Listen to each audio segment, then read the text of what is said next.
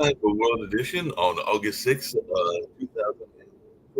And of course, a lot of things are going on in the world and around the world that we were just talking about earlier on our medical show. And all along those lines, we can now move to 9:30 on the AM that it was its whole time and everything like that. But Japan has marked the 80th anniversary of the atomic bombing in Hiroshima. So pilots are taking off on friendship flight to commemorate the 80th anniversary of that historical moment and all along those lines. So Hiroshima mayor has issued a nuclear bomb warning to the West, though. So he's definitely still concerned about what could be happening in that regards. And a Navy expert says Trump nuclear submarine announcement is unusual but clever. So we'll be hearing possibly more about that as well. So that is definitely something that people are talking about as in that sense. And some people are asking, including the Times of Israel, what is Netanyahu planning with Gaza full occupation, and why is the IDF chief so worried? So Netanyahu to propose full reoccupation of Gaza, according to several Israel media reports. And despite opposition, Netanyahu's cabinet is to discuss Gaza's military push. So we do have some efforts going on in Gaza in that sense. And a terrible thirst has hit Gaza with polluted aquifers and broken pipelines. So they're dealing with some things in terms of their water and all along those lines and in that sense. And a Georgian journalist, and not Georgia here in North America, but the one that's over there by Russia, is convicted of slapping a police chief at a protest and gets 2 years in prison. So that is definitely something that people are talking about as well. And Italy approves a project to link Sicily to the mainland by a bridge. So Italy has given a final go ahead for the landmark Sicily Bridge project, and it's only going to cost them 15.5 billion in terms of the construction of the world's longest suspension bridge. So they can definitely be dealing with that in terms of their economy and all along those lines. And this is after 50 years of false starts in trying to get this bridge built and all in that space. And Zelensky's trust rating has dropped to 58% after anti-corruption agency scandal, according to a poll that is coming out of Europe. So Zelensky's approval ratings declines for the third consecutive month. That is what surveys are saying in the whole area of Europe and everything like that. So it has dipped after wartime protests, pollsters are finding, and all along those lines. So that is definitely something that folks will be talking about. And who knows, maybe even Sasha might get into that on his Ukraine, Russia, China show on a Friday. An American journalist was found after going missing on a hike in a Norwegian national park. So Alex Lund, a missing American hiker, is found alive in Norway. So that is good news and everything like that. So in other news, a missing Wisconsin student's body was recovered from the Mississippi River. So journalist missing in Norwegian wilderness, however, was found in good health. So that is definitely some good news in that sense.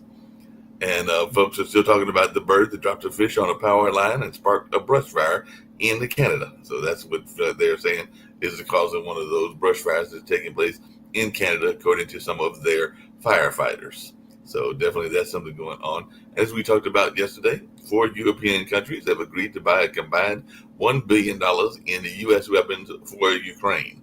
So Sweden, Norway, and Denmark give 500 million to NATO projects to send U.S. weapons to Ukraine. So it looks like they're doing that uh, sale through a second party and all along those lines. And Israel says Hamas is starving hostages. Security Council members say Israel is starving Palestinians.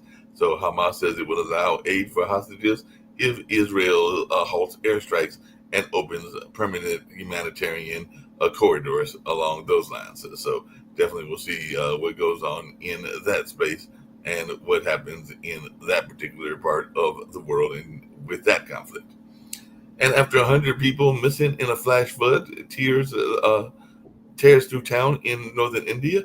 So a wall of water has slammed the Himalayan village, leaving multiple dead and dozens feared trapped in that area as well. So definitely these folks are talking about this weather that is going on in India.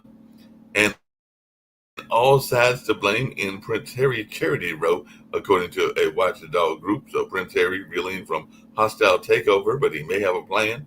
So Prince Harry, among those criticized in spat over charity he co-founded. So regulator concludes a case into Centabale. So we'll see what goes on in that space. And in Sudan, the Sudan civil war is still raging on, and besieged El Fasher city residents face starvation, according to what the UN is warning, and all in that kind of way. So definitely that's something that people are talking about as well. So siege in Sudan's El Fasher signals a historic humanitarian collapse, is what one news media is saying. And almost 9 in 10 aid trucks were looted before reaching their Gaza destinations, is what UN figures showed in their report that came out on yesterday. And India and the Philippines have announced a partnership to strengthen trade, defense, and maritime ties. And as we reported yesterday, Japan set record high temperatures and worries are mounting over their rice crop. And a gorilla seeks out an old female friend when they move. So that's a nice little cute story where they're like trying to find each other even after they move, and all along those lines. And Trump plans to take over the Gaza aid effort, U.S. officials are saying.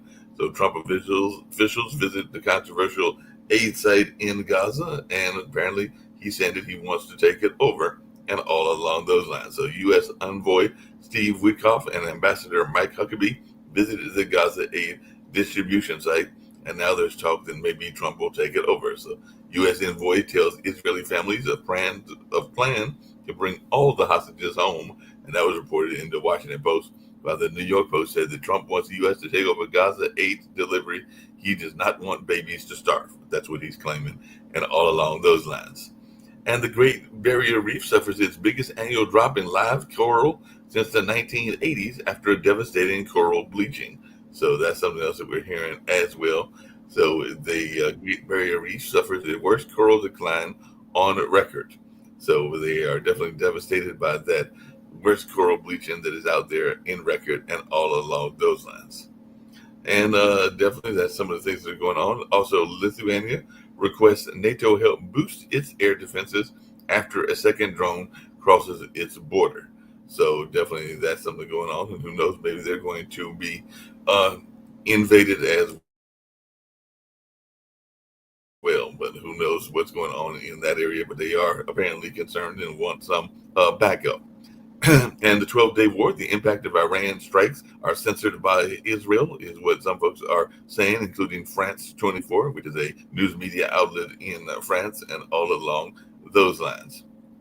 And a verified video shows an Indian town that was hit by a flood, and college applications rise outside the U.S.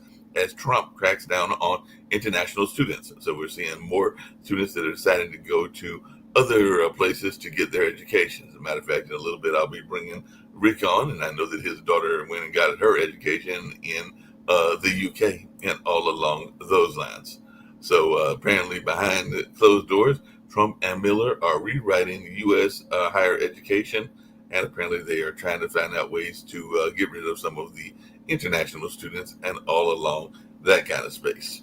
And a speeding motorist driving at 199 miles per hour on Germany's Autobahn is fined more than $1,000. And it's my understanding that that is one of the world's fastest highways in the first place.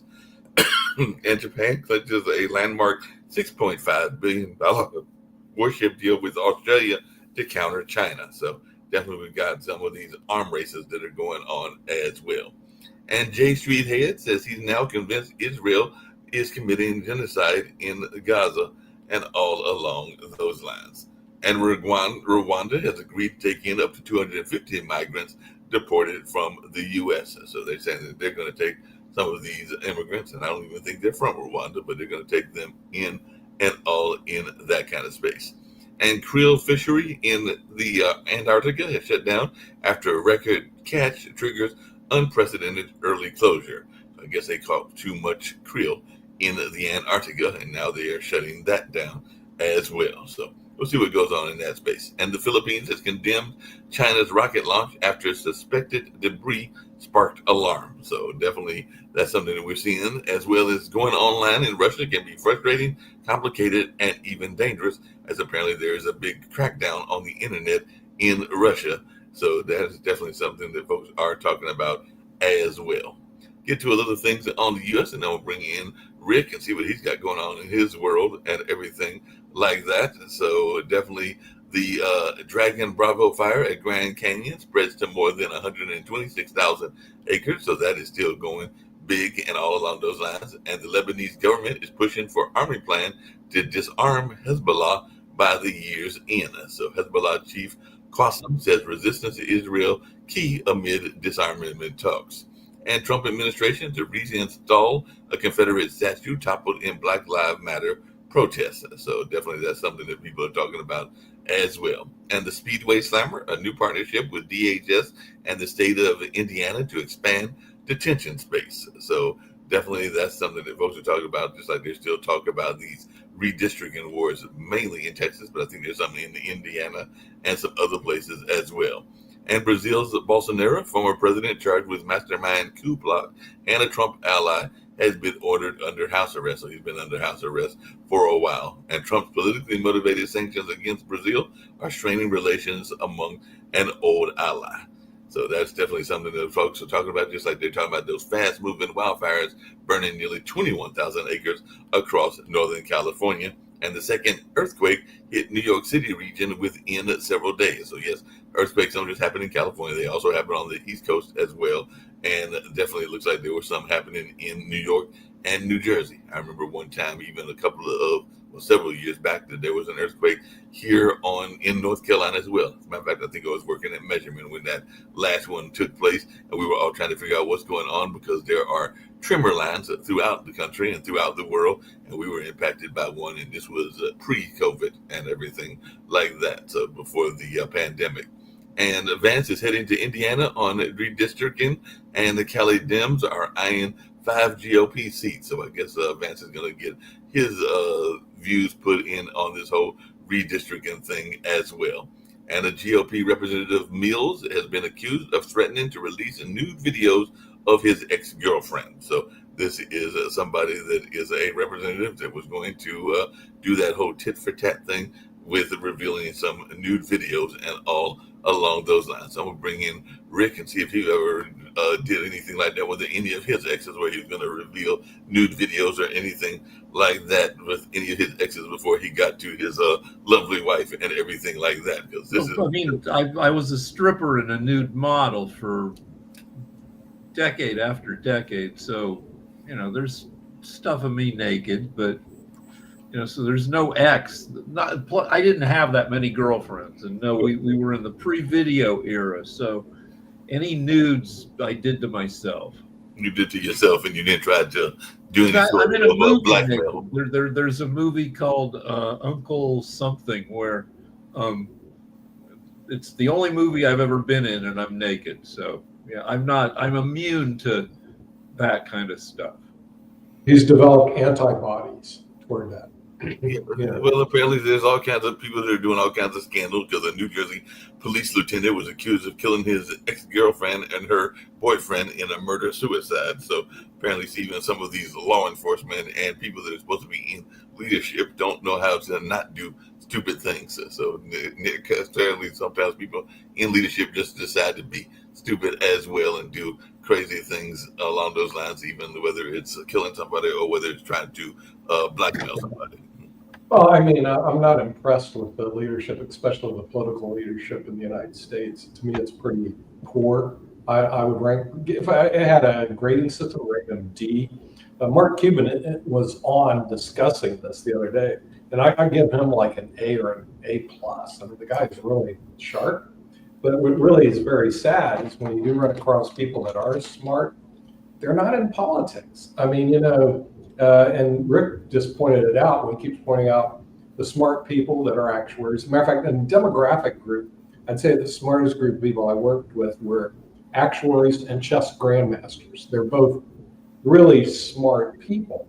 The people who think they're smart but aren't are lawyers. For some reason, they think a world of themselves.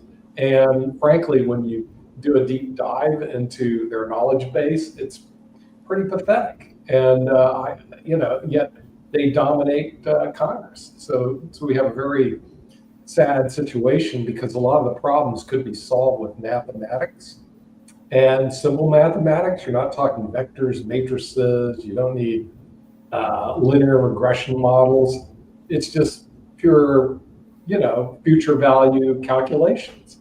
But it's like it's beyond these people. Well, speaking of calculations, one of the major companies, and I know that later on Sasha will be talking about modern investment, but a major company in the field of ride sharing got some bad news because Uber received a report of sexual assault or sexual misconduct in the United States almost every 8 minutes on average between 2017 and 2022. Sealed court records show a level far more pervasive than what the company had disclosed. Remember, it's a gig economy. Proclaimed that it was one of the most safest options for travel with aggressive media campaigns and policy reports on its website about the rarity of these serious attacks. But inside Uber, teams of data scientists, and I know how much Rick loves data scientists and safety experts, spent years studying the problem. The company has tested tools that proved effective at making trips safer, including sophisticated matching algorithms, mandatory video recording, and pairing female passengers with female drivers. Still, Uber delayed or did not require its drivers to adopt some of the most promising programs, nor did it warn passengers about factors it linked to attacks, according to interviews with more than a dozen current and former employees. Internal documents and court records are saying. So hundreds of these records have been under siege as part of the large-scale sexual assault litigation against Uber. So Uber is facing some problems because they are getting some of their drivers that are not being all that tested in terms of their record and all along those lines. So what's your thought around that, Rick? Well, no, I just want to go back to Mark Cuban for a second, where people have for years have urged him to run for president, and he'd make an excellent president. He's good, he's smart, but because he's smart, he won't do it because he's got better. He sees it would be a waste of his time, and what he's been disrupting the prescription drug market. He's come up with systems that have put leverage on pharmaceutical systems to get people drugs for like 90% off. Mm-hmm. Unlike Trump's bullshit where he says 15%. Well, but he might be a good president. You're muted. Go ahead. Mark. I did have a question for Nick coming back to this Uber case because it deals with sexual assault and it's a legal matter. But Hannah Niles, the Uber's head of safety for the Americas, said in a statement that quite a few of these things are less serious. She said 75% of the 400,181 reports were less serious, such as making comments about someone's appearance, flirting, or using explicit language. So she added the reports had not been audited by the company and could include incorrect or fraudulent reports. So how much did you get in trouble for just like saying somebody got nice hair? I don't know. Then you see you're dealing with state law issues generally when you're making comments like that, and state law differs from state to state. But generally, as I talk about Uber is designed to make money for the people who founded Uber, not for the people that work at Uber. And it's just a really sad commentary on the U.S. Capitalistic system. The money flows up to the top, and the people who are doing the work make very little money, but the people at the top pull down big bucks. The ones that founded Uber, the ones that manage Uber. For myself, I try not to take Uber or Lyft. I try to take taxis. I know people think, they cost more. Yeah, but the thing is, the people are vetted better. You just got a higher quality person generally in a taxi than you will on an Uber. Uber is the gig economy. Somebody goes, I need another job, so I'll become an Uber driver. And it's not like they have any qualifications. They just jump up and they become an Uber driver or Lyft driver. So I'm not a fan, and I've taken them before. It's just. Apparently, I know we just had the medical show and everything, but they're saying that ridership has increased especially after quote unquote the COVID-19 pandemic. Because like we always talk about on the medical show, Yeah. there's a lot of folks that are under this myth that the pandemic is over. So since they think the pandemic is over, then they're starting to go to Uber and going to eating apps like DoorDash and stuff like that. So apparently this might be, as you were talking about with the gig economy, one of the boosts in the gig economy, because people are like, hey, it's over, so I can jump in an Uber. Yeah, well, unfortunately, it's not over. As we know from medicine and science, COVID-19 is, killing 1,000 people a week in the U.S. That's not a good number. But what gets me is, why isn't the media reporting this? Why are we downplaying? That's 52,000 people a year that are dying of COVID. What are your thoughts? We're overwhelmed with so much other bullshit. Like yesterday, Trump went out on the roof of the White House and did his Trump dance. Why? And we probably got more coverage of our weird president dancing on the roof of the White House than we did about.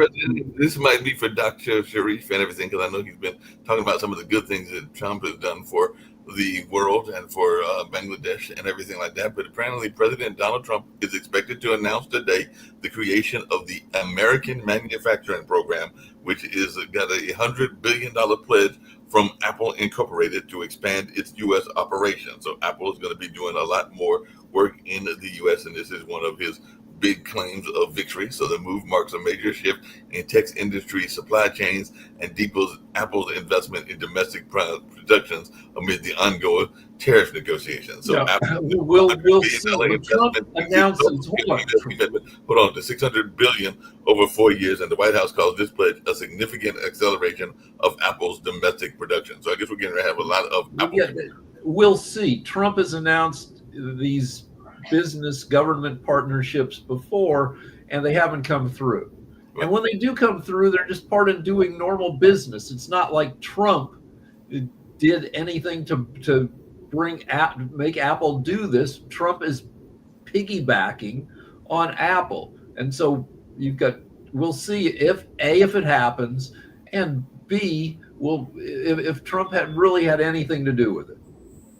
Hey, we have news. I know you're always knocking Nick the Democratic side, but we do have news now as to who is going to be following in the footsteps, since he can't do a third term. Trump on Tuesday, which would have been yesterday, offered his strongest public endorsement yet of Vice President J.D. Vance's political future, calling him most likely to succeed as the leader of the MAGA movement. So the remarks made during a White House event mark a notable shift from earlier comments in which Trump declined to name a clear heir. So now he's saying that he's going to be the heir, and he floated the possibility of Secretary of State Marco Rubio joining Vance in some form, suggesting that being the potential Republican ticket pairing. So what are we thinking about a Vance-Rubio ticket for 2028? Well, Nick disappeared, but what's your thoughts on that, Sasha? Yeah, it's probably I'm not very enthusiastic on that ticket, but practically it's very possible that that's what will happen. Yeah. We'll see which way that goes, and they're still trying to figure out the Democrats. Go ahead, Rick. So Vance is has been by tech billionaires who don't believe in democracy. Tech billionaires who think that they should be in charge of making decisions for the country. And Trump himself is not a strong supporter of democracy. Trump wants his decisions to overrule everything else. And Vance is in that same mold, except maybe even more dangerous because he's younger, smarter, and has a bunch of billionaires behind him. Speaking of billionaires behind him and everything, Rick, you'll love this because you brought him up before and everything.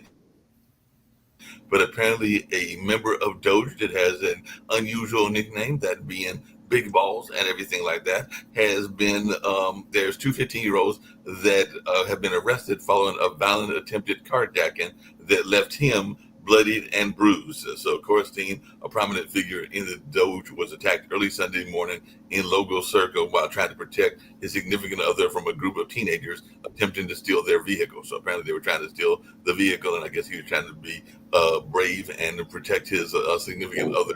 Okay, so that's a minor crime story, but the major implication of it is, based on that, Trump is threatening to federalize the city of Washington, D.C., which is take away local government, take away a local mayor, police chief, all that stuff, and replace them with federal authorities. Just take it over, which is, Washington, D.C. has worked for decades to gain autonomy to be a city like any other city with local governance, and Trump just wants to sweep all that away. Yeah. Hey, Sasha, apparently Witkoff is meeting Trump Witkoff is meeting Putin to talk about this ceasefire deadline that is looming and everything. So they apparently met earlier today, and this is before that White House imposed deadline for Russia to agree to a ceasefire or face sweeping economic penalties. So after all this years of war, are we finally going to get a ceasefire? And is this something that Trump's going to negotiate through his good friend Witkoff and everything like that? Because he is trying to make it. And apparently Yuri Yashikov, who is a Putin longtime foreign policy aide, said both sides have exchanged signals on Ukraine and broader U.S.-Russia relationships, but they emphasized that further comments would follow Witkoff's report to President Trump. So are we going to get a ceasefire that Witkoff and Trump are going to negotiate? No, we are not going to get ceasefire.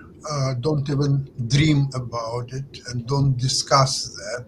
It's not possible at all, because Putin's goal is to not even this 4 or 5 provinces of Ukraine. His goal is to defeat all Ukraine, make it a Russian province, and from that base he would be free to go farther to Europe, and he doesn't care about the Article 5th of NATO. He doesn't believe in that, and but he cannot do that before he will settle things in Ukraine. And settle for Putin means Ukraine's complete either liquidation or just complete resignation, and that's what Putin is about to get. Now,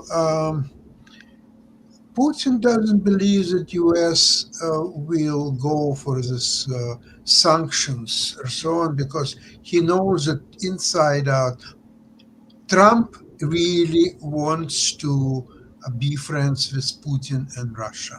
He has business plans there and so on. That's the reason when he said he sent Witkoff in the last moment, because if Witkoff will bring just a tiny bit of good news, maybe that I've heard that Russia may offer something like ceasefire in the air, so there will be no more bombardment, at least for 30 days. So even if you bring only that, it will result in Donald Trump prolonging this ultimatum from 50 days to 60 days, maybe 100 days, or maybe 500 days, or whatever it might be. So he's still looking for some kind of excuse not to go ahead with the sanctions and not to escalate the situation with Putin. So I don't have high hope that on the August 8th we will see all the sanctions announced and so on. I don't believe that will happen. We don't believe that Trump, as he promised, day one, actually before day one, the MAGA idiots, they're all excited that he's going to solve the war before he even took office, day one. You're telling me that was all a lie? Is that what we're saying? It was all a lie, and not only that, This is a Shocked. I'm scary group. shocked. Jacoby, you'll love this one, and John. This is a scary group because apparently we got another one of these lovely executive orders. I think Rick will even like this one as well, because they're going to establish a federal task force to oversee preparation for the 2028 Summer Olympics, which is coming in your area, Rick, and everything. And they're saying that they're going to pledge a safe, seamless, and historically successful event, and it'll mark the first U.S. hosted Olympics in Salt Lake City, 2002. Winter game. But this is who's on the task force. Well, This is who's on the task force. Talk about a scary group. Joining Trump on the task force is Vice President Vance, Attorney General Pam Bondi, Homeland Security Secretary Kristi Noem, and several other senior officials. But all right, Trump is effing retarded, and his lackeys. The LA has done the Olympics twice before, 1932, 1984. We have a ton of sports facilities. We have a ton, like LA, we have UCLA, USC. We've got the downtown arenas for pro basketball, for pro hockey. It's a great city to host the Olympics, and we will certainly do it more competently without Trump's involvement. Now, one issue we have is LA has about 73,000 homeless people. We have 3 years to figure out, what to do about them so our city doesn't look like crap on international TV. But I don't trust Trump to come up with any solutions. Trump bankrupts casinos, the easiest business in the world. When other casinos were... He's a stable genius. Come on. He's America's worst businessman. From 1985 through 2015, Trump lost more money than any other American. He's not a stable genius? I was told. He told us he's a stable genius. We don't believe him? His professor at Wharton said he was the dumbest fucking student he's ever had. I'm teasing you. Of course I know, but what his involvement with the Olympics would, he's got a short attention span. He probably won't do much at all.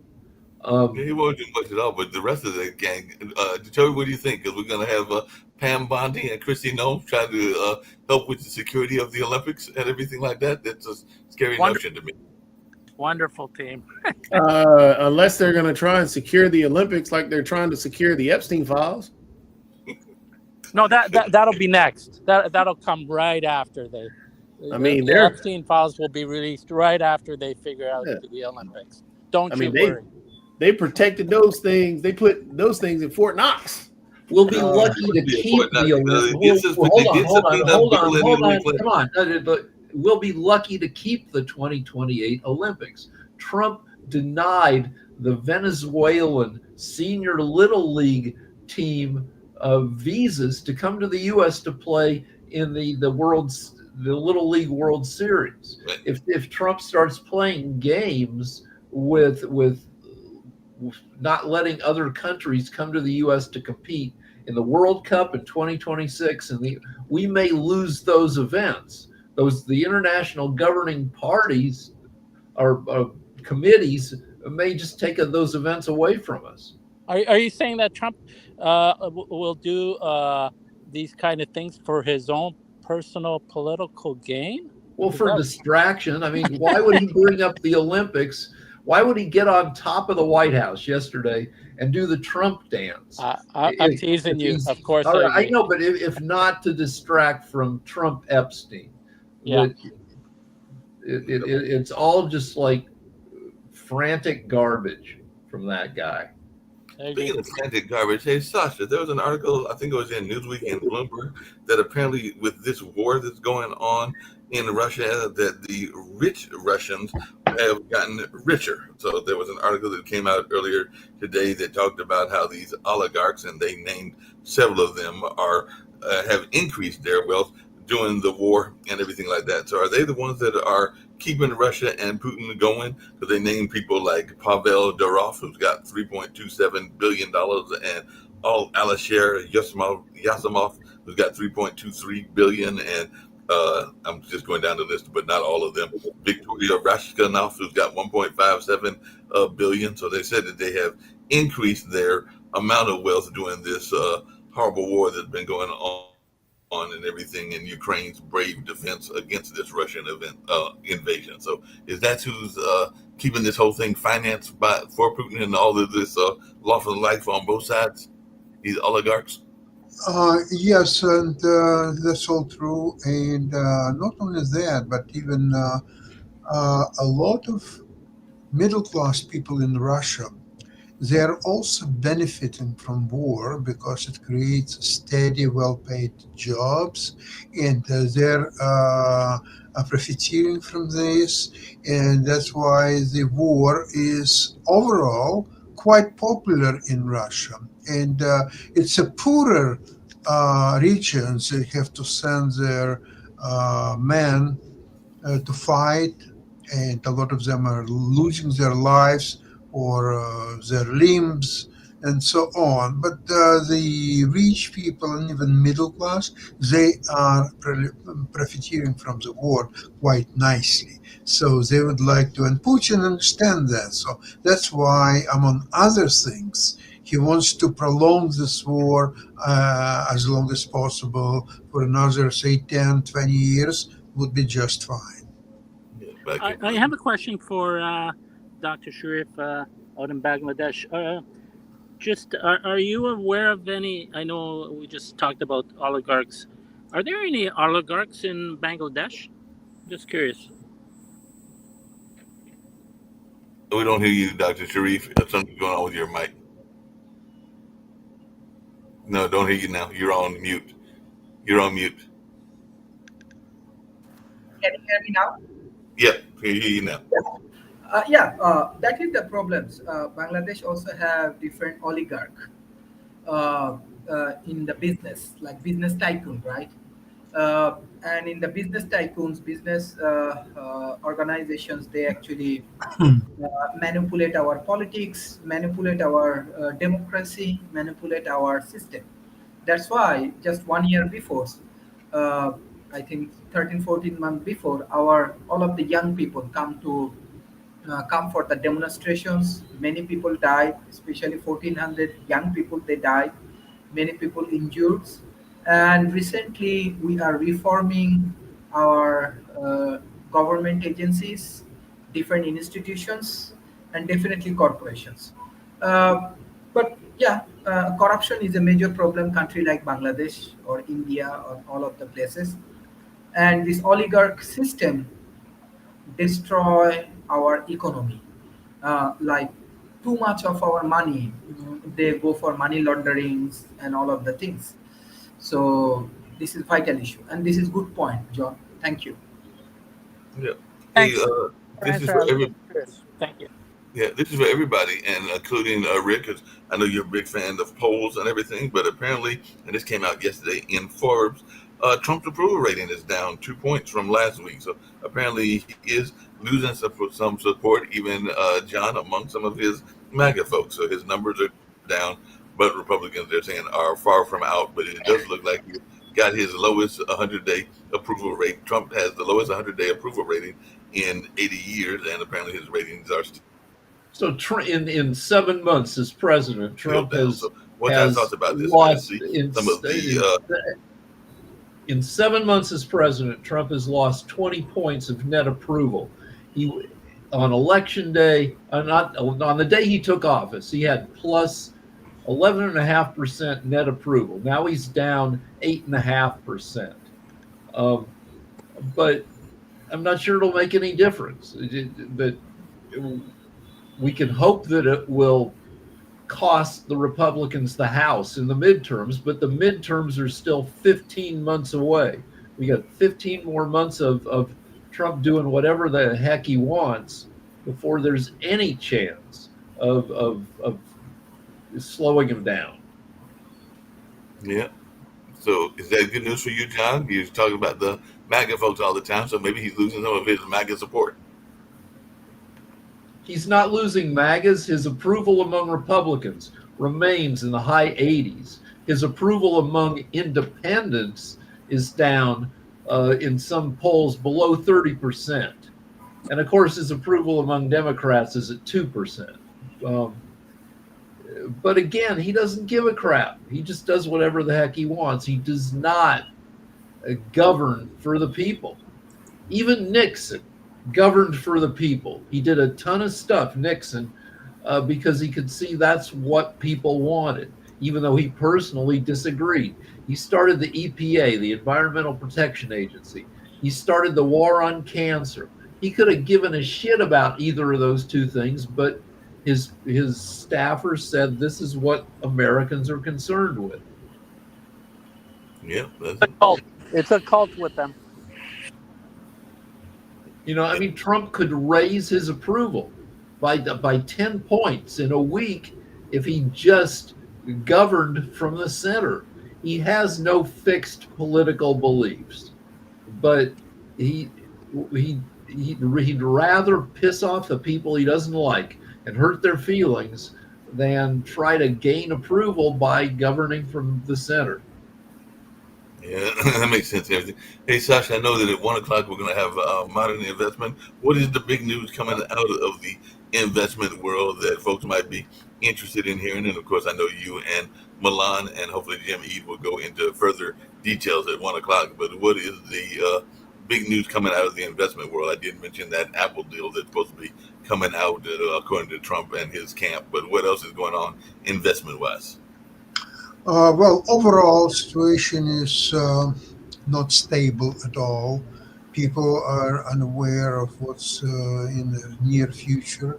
The inflation.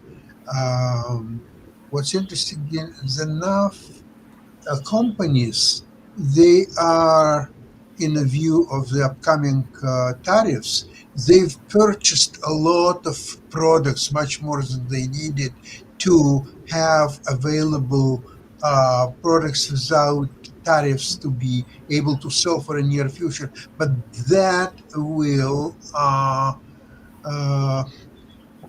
run its course. There will be no more products, and they will have to buy additional products already with the tariffs in it, and they will not be able to hide this tariffs. They have to increase. You mean America's not going to be enter a golden age?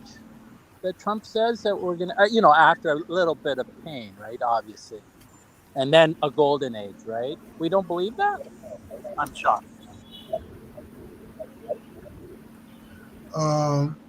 There are some earnings reports coming out, and some of them are quite spectacular, but a lot of them are not. And with the inflation is definitely going to be felt very soon. I think that we are for a rough ride. I believe that the stock market has a great chance to go down 10%, maybe 15, maybe even more. So the situation is very nervous.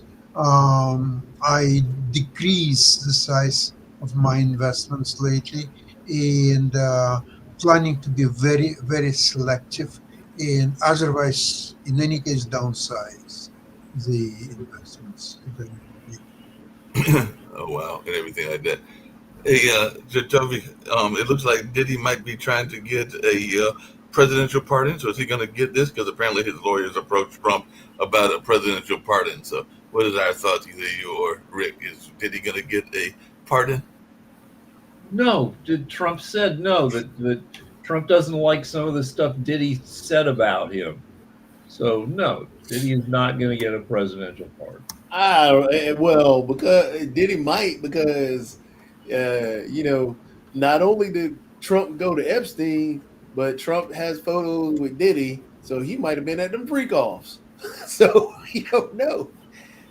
And plus, honestly, he would probably try and pardon Diddy to not only normalize the situation with Maxwell, to give him kind of cover for pardoning Maxwell, but also because he's going to try and use Diddy as a way to court black voters and say, hey, look, this is what I did.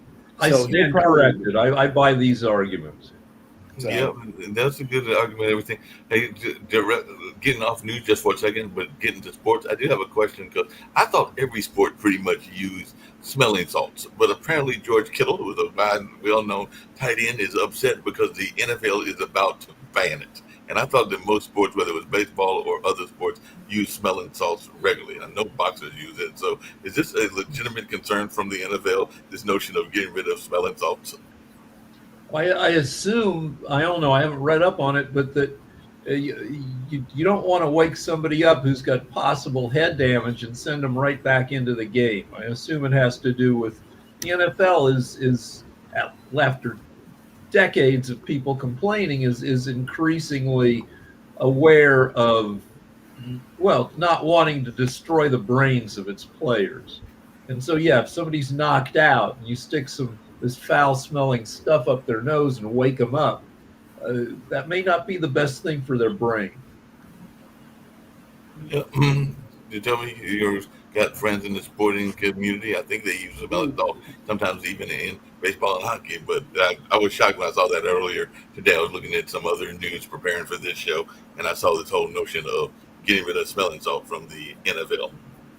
I mean, what Rick said is right. I mean, if the science has improved on it and the science says that it's bad, and you're already dealing with CTE and all the other concussion stuff, why add another layer where it could cause another issue? So if science has improved and science has said that, yeah, it would make complete sense. That makes sense and everything along those lines. Are we, speaking of Epstein, are we going to get anything from the Clintons' testimony? Because they did get subpoenaed, both Hillary and Bill, and of course they were some of the people along with Trump that were supposedly on Epstein Island. So are we going to get anything from this whole testimony? The people that were subpoenaed are all people on Trump's hit list. It's all people that Trump uses as buzzwords and has tried to attack. So the idea that they would subpoena these people, but not Epstein's own Epstein's own best friend, the man he spent the most time with, they're not going to subpoena him. The lawyer that got Epstein the sweetheart deal, none of the victims, anything. So this is just, again, ways of manipulating his base to make his base think that, oh yeah, we're really getting down to it. We're showing it's just a distraction. That's all it is. Well, speaking of distractions, and I know we just had the medical show. Me and Rick were on it earlier because they moved it from when it used to be at 2:00 to 9:30 now and everything. But what is our thoughts around RFK Jr. pulling $500 million, $500 million in funding for the mRNA vaccine contract? So apparently we're not going to have. So we're talking what, 500 billion? He's pulling 500 million. 500 million. $500 million. The mRNA. These are a new form of vaccinations that really came into their own during COVID, saving millions of people. And he's pulling all research into it, which includes potential vaccines for cancer. Now, I've had cancer a couple times, and I'm looking forward to vaccinations like this where you can actually be cured of cancer or have it prevented via vaccination instead of via like ineffective chemo. And now RFK is shutting it down. RFK is contributing to the unnecessary deaths of tens of thousands of Americans and probably tens of thousands of people throughout the rest of the world by shutting down research. He's a know-nothing, rapist, heroin addict, asshole. What we don't believe Trump when he says he assigned RFK Jr. to make America healthy again? We don't believe Trump when he says that? Oh, shocking. RFK took his whole family earlier this summer. He took his whole family swimming in sewage water. He took them to a river, a stream, to frolic in this stream that was prohibited from human use because it was contaminated with fecal bacteria. RFK is a nut. He's an asshole. And he's in charge of our health system. I agree. He's totally a nut and everything. Speaking of nuts, apparently there's a nut here in North Carolina because there was a story that I just came across where a postal worker in North Carolina, we know postal workers are always getting in trouble because they stole more than $74,000 for hotels and flights, according to the feds. And apparently they were working at a distribution center. How do you think you're not going to get caught and everything like that? Because this man was under 30. Looks like he's about 29. Let me go back to RFK for a second. Yeah, RFK was addicted to heroin for something like 18 years. He said that he was a bad student until he started using heroin, and it helped him calm down. So, all right, but the craziest thing about RFK is RFK kept a diary that included all of his extramarital contacts with people. Well, 29 extramarital contacts rated from 1 to 10, from 1 being flirting to 10 being full-on fucking. He kept, and at 29, and he kept a diary of this. When his second wife was shown the diary or somehow found it, she hanged herself. She killed herself. This is RFK at work. What, we don't believe Trump when he says that, RFK again is going to make Americans healthy. It's going to be the golden age. What? I'm shocked that. All right, one more thing. Trump people only who've hires. been- Didn't he say that he only hires the best people? So RFK is driving along a country road and sees a dead bear cub. Yeah, I know all that, but all right, Trump says but like people he don't only hires the best, and RFK is the best. But this is RFK. This is the guy in charge of the nation's health. I'm teasing. He grabs teasing, the Rick. bear cub. It's like 100-pound cub. He wrestles it into his car, and he's going to take it and turn it into bear jerky or something. And then he drives it back to Manhattan and thinks better of it, but now he has a dead cub in his car. So he takes the cub to Central Park, and he unloads it in Central Park, and he puts a wrecked bicycle next to the cub, hoping people will think that a bicyclist crashed into this cub in Central Park, and that it'll get him off the hook. This is just pure craziness from a huge asshole. You're implying that Trump doesn't hire the best and best qualified. No, we know that's not the case. Either that, or maybe he thought he was going to do some. All right, let's talk about Trump. Trump's first wife. Trump is losing his hair back in the 90s, and she says, "Go to this surgeon." Trump goes to this surgeon who does a procedure to make his bald spot smaller. The surgery, I've had similar surgery. It really hurts. It's very painful.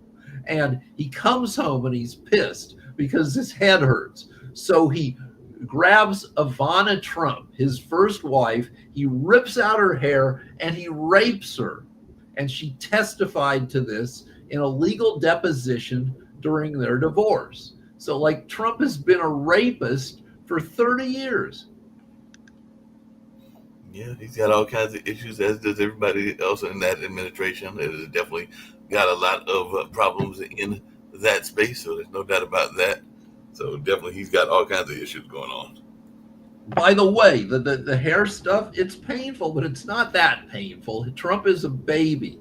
Like, it hurts about as much as going to the dentist, all right? So Trump comes home and he's all mad because he got his head hurt a little bit.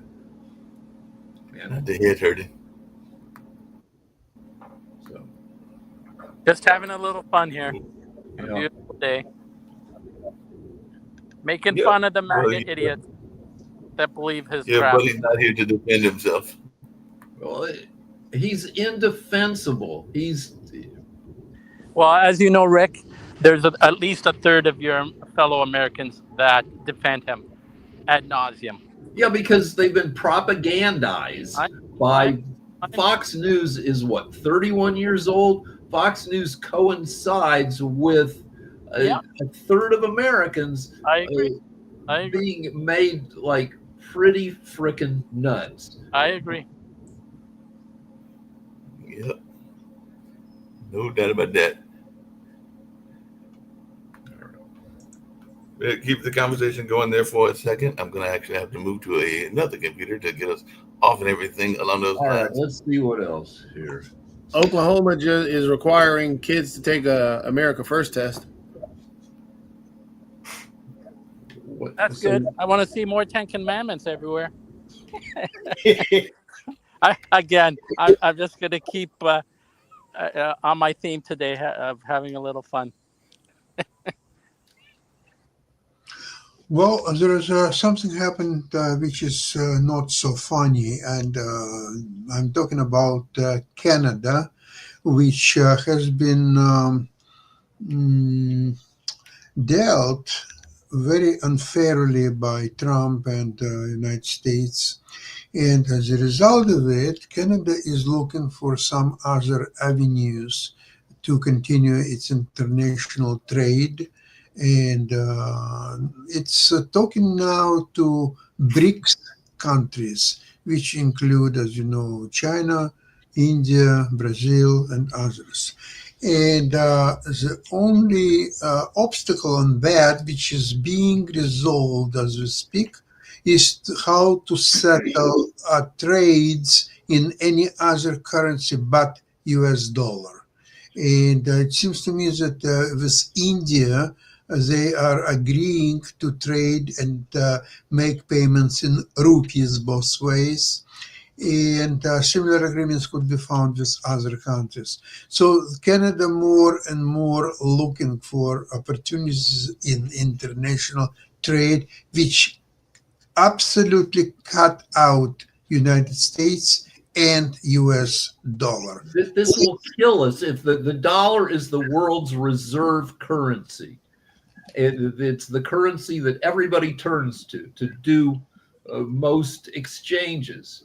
And if we lose that, if it becomes replaced with a Chinese yuan or some other currency, then our currency free floats and we lose this protection and it advances our fall to China by a decade or more, and it's incredibly potentially damaging. Well, nobody explains that to Donald Trump, and that's why he's running around with his tariffs and so on. He's alienating almost all world against United States, and United States losing any soft power that it used to have and quite successfully use it for so many years. Yeah, I agree. These are all serious, very serious. The only time, the only reason I'm kind of trying to keep my sanity is, again, to inject a bit of humor, because if you do look at it seriously, it isn't funny, but that's my I guess psychological way of trying to handle this crap that Trump does on almost a daily basis, is to make fun of him, criticize him, and make fun of the MAGA idiots. That's my little strategy for myself. Besides, Canada is the only country that successfully retaliated to the United States for its tariffs and many other things. Also, Trump didn't help himself when he was talking for a while about Canada being 51st state or so on. That you see, okay, you put 35% tariffs, okay, you negotiate it down to 25. It's nothing personal but business. What Trump made it highly personal, highly political, and this is why Canadian behavior, which otherwise wouldn't be so alienating to United States, but because of all that, Canada is really alienated to United States. And as a retaliation is concerned, it will hike tariffs on electricity and steel and aluminum. I mean, there are so many things that United States badly needs from Canada. Canadians are extremely united about this. Yeah, Extremely. I've never seen us so united. Another issue, though, I think, which is probably the one I don't know if we. I mean, we probably touched on it yesterday, and I came in late, so we probably touched on it a little bit earlier today. But with the dollar falling, with the stock market shaky, with all the economic, instability, also the issue with Canada, what you guys just expressed, as well as what's going on with Mexico. Those are our two largest trading partners. Even more economic instability, and then if you throw in the fact that he just made the U.S. one of the most untrustworthy, well, the numbers coming out of the U.S. one of the most untrustworthy things, because if they're bad, he's going to fire anybody that says anything bad. So with the BLS firing, how can you trust the numbers now? And this is what I wanted to ask Dave on Monday, but I didn't get an opportunity to ask him. But that's the problem. Now with us people not being able to trust the numbers coming out of BLS, most monetary things, a lot of our economy is based around those numbers. Those numbers get readjusted every time. It is normal for what happened, but he just made it abnormal because he is not going to accept what comes out. He's going to change the procedures and processes, and now you can't trust him. Again, So- he doesn't know how, the government. It's not one person that decides these numbers. There's a whole hundreds of people, Yep. and they check it and recheck it. So again, him singling out, yeah, he's politicizing economic numbers now going forward. Absolutely, people aren't going to trust anything coming out of the BLS for sure. What were you going to say, Brett? And then we get ready to wrap up. I was just going to say goodbye because we're at the hour. But Bye-bye. also, Yeah, the hours are it's not just hundreds of people doing the math. It's based on tens of thousands of reports from all over the country, from thousands of businesses. All this information is compiled lickety-split to give an immediate number 2 days after the end of the previous month, and then an adjusted number as thousands more reports come in. So it's all normal business. Trump doesn't know any of that. He thinks that one person puts out. Yeah, again, he's an idiot, and the MAGA idiots that believe and trust him are friggin' idiots. All right. And on that note, we're going to get on out of here. We'll have more conversation about this on tomorrow, which will be on Thursday. So I'll catch y'all on tomorrow, but I'll catch you later on Modern Investment, Sasha. So I'll catch you in about 2 hours. See you. Bye-bye.